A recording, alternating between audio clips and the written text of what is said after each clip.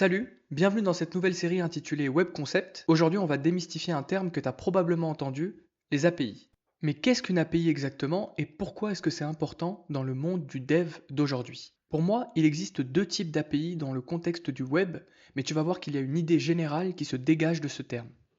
Les API endpoints ou points de terminaison, c'est des URL spécifiques sur un serveur web que tu peux requêter pour obtenir ou envoyer des données.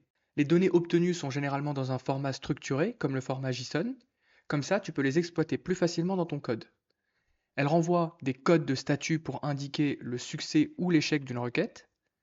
Et elles peuvent nécessiter d'être authentifiées ou d'avoir une autorisation pour pouvoir les utiliser. Par exemple, un jeton spécifique ou une clé, ce qu'on appelle les API Keys. Ces API sont souvent utilisées pour la communication entre le client, donc ton navigateur ou une application mobile, et le serveur. Par exemple, les développeurs chez Spotify ont créé plein de fonctions sur leur serveur qui sont capables d'aller requêter leur base de données d'artistes, de musique, d'albums, etc. Et ils ont ouvert ces fonctions aux autres développeurs comme toi ou même comme des devs d'une autre entreprise qui auraient besoin d'avoir des infos sur des musiques, des artistes ou des albums ou de jouer des musiques dans leur application. Ce qui est fort, c'est qu'on n'a même pas besoin de savoir comment les devs de Spotify ont développé leurs fonctions. On sait juste ce qu'elles font et comment nous, on peut les appeler à distance pour les utiliser dans notre application. Et pour ça, on se rend sur la doc de Spotify faite pour les devs, donc developer.spotify.com, et on y trouve toutes les fonctions, ici dans la documentation. Donc par exemple, pour artiste, obtenir un artiste, donc c'est la fonction getArtist. Ça nous montre comment est-ce qu'on peut faire notre demande. Donc ici, on a le endpoint ou l'URL qu'on doit contacter. Et en cas de réponse positive, donc si ça retourne un statut 200, eh bien on a tous les objets qui vont être retournés.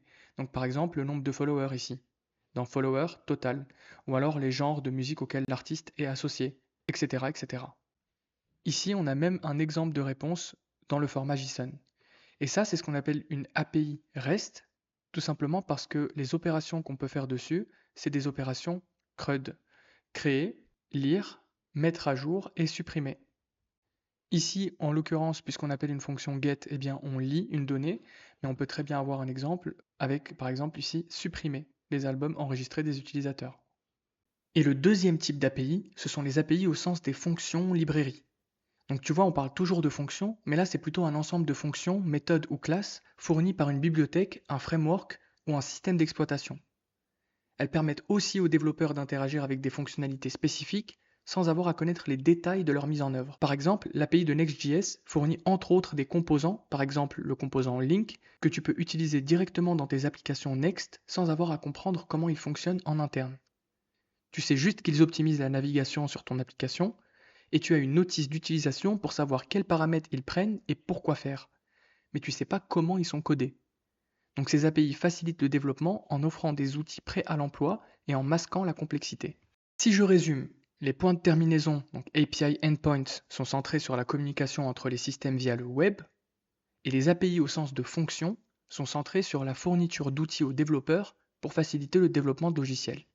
Dans tous les cas, une API pour Application Programming Interface, c'est une interface de programmation d'application. Donc finalement, on a toujours cette idée de s'interfacer avec du code qui n'est pas à nous pour l'utiliser à notre avantage. Voilà, si tu as appris quelque chose dans cette vidéo, n'hésite pas à liker et t'abonner, ça me soutient énormément. Et puis laisse-moi un commentaire pour me dire quel prochain web concept tu veux que je traite dans cette série de vidéos. À la prochaine.